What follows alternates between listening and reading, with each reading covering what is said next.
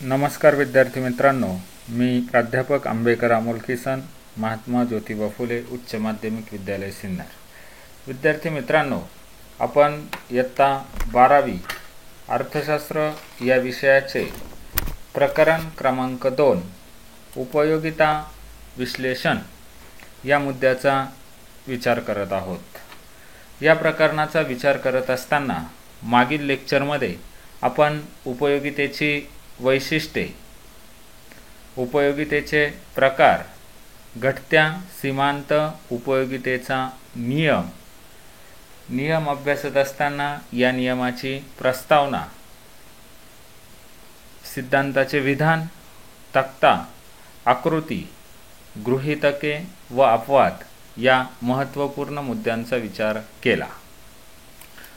आत्ताच्या लेक्चरमध्ये आपण घटत्या सीमांत उपयोगितेच्या सिद्धांतावरील टीका व या सिद्धांताचे महत्त्व या मुद्द्यांचा विचार करणार आहोत.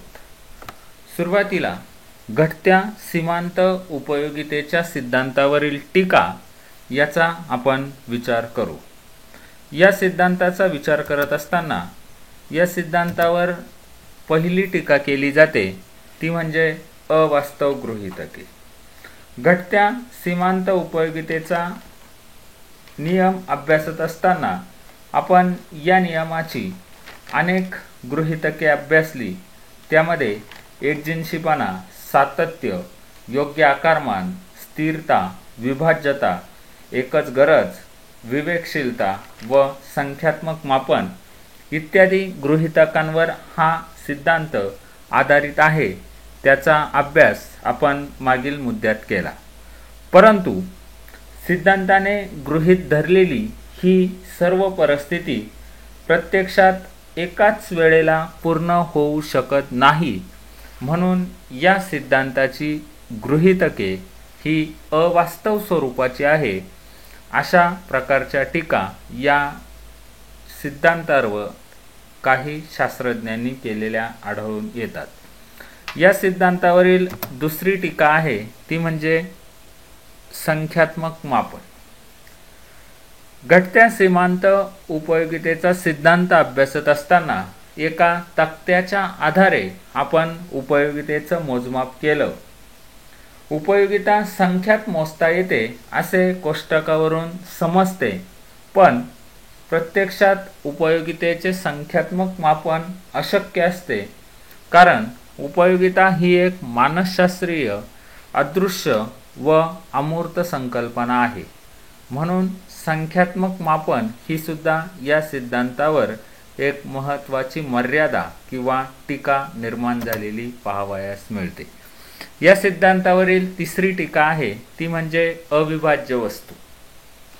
सिद्धांत अनुभवास येण्यासाठी उपभोग्य वस्तू ही विभाज्य स्वरूपाची असावी असे हा सिद्धांत गृहीत धरतो. परंतु गाडी, दूरदर्शन, फ्रीज, टीव्ही यासारख्या अविभाज्य व अवजड वस्तूंसाठी हा सिद्धांत लागू पडत नाही. कारण या वस्तूंची खरेदी एका वेळी एकाच वस्तूची केली जाते. अशा वस्तूंच्या सीमांत उपयोगितेची तुलना अशक्य असते. म्हणून अविभाज्य वस्तूंच्या बाबत हा सिद्धांत लागू पडत नाही. म्हणून अविभाज्य वस्तू ही सुद्धा या सिद्धांतावरील महत्त्वपूर्ण टीका आहे. सिद्धांतावरील पुढची टीका आहे ती म्हणजे एकच गरज.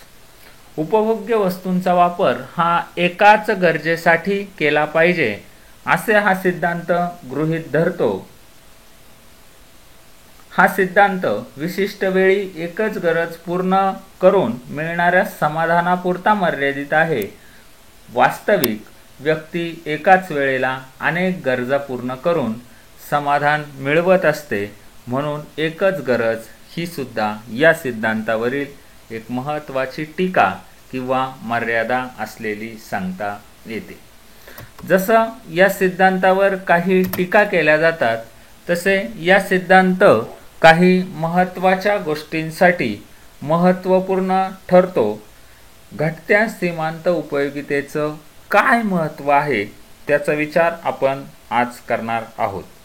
पहिला महत्त्वाचा मुद्दा आहे तो म्हणजे उपभोक्त्यासाठी महत्त्वपूर्ण.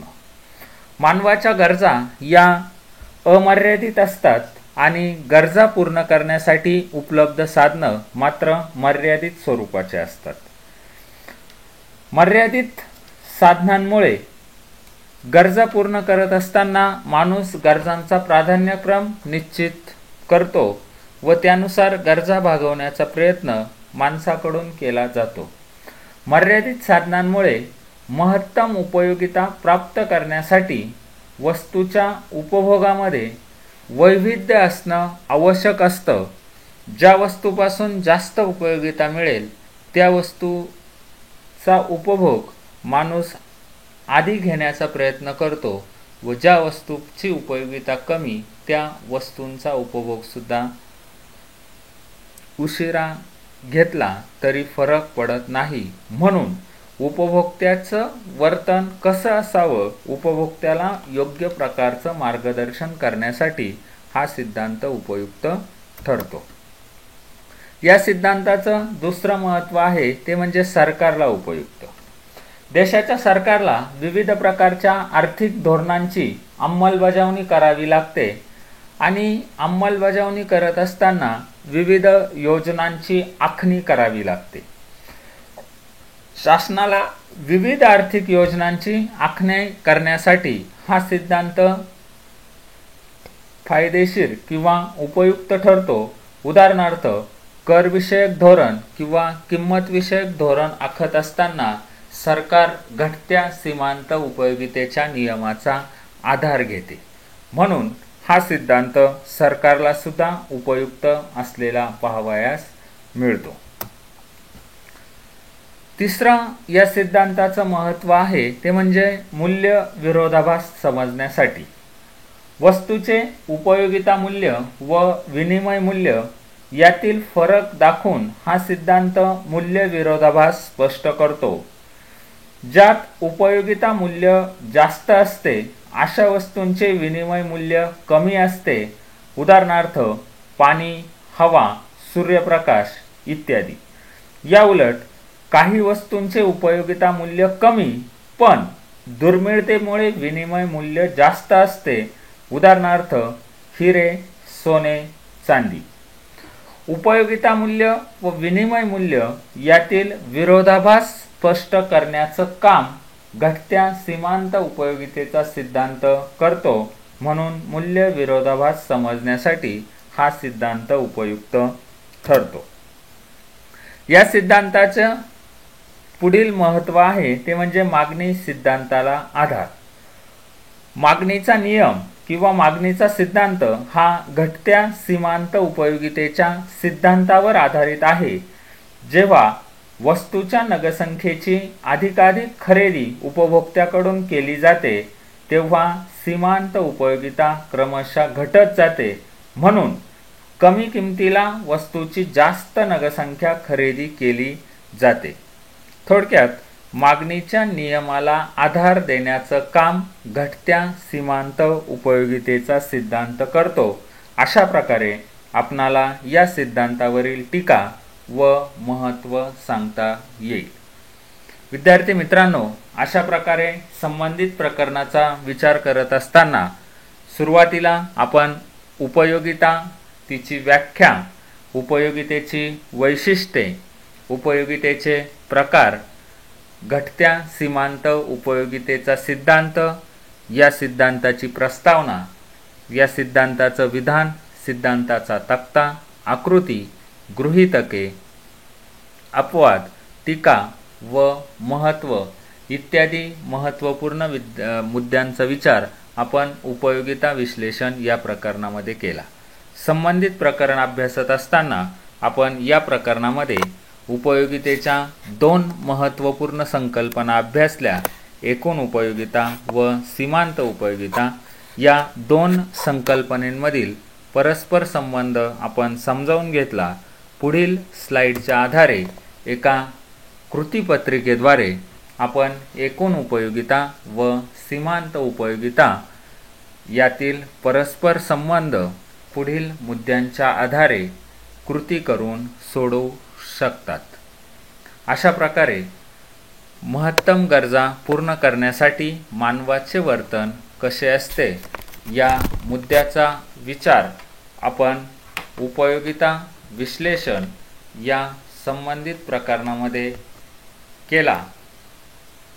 संबंधित प्रकरणाचा आपण अतिशय बारकाईने अभ्यास करावा ही नम्र विनंती. संबंधित प्रकरण माझ्या यूट्यूब चॅनलवर आपल्याला एकूण 5 विभागांमध्ये दिसेल. माहिती आवडल्यास तिला लाईक करा, शेअर करा व सबस्क्राईब करायला विसरू नका ही विनंती. धन्यवाद.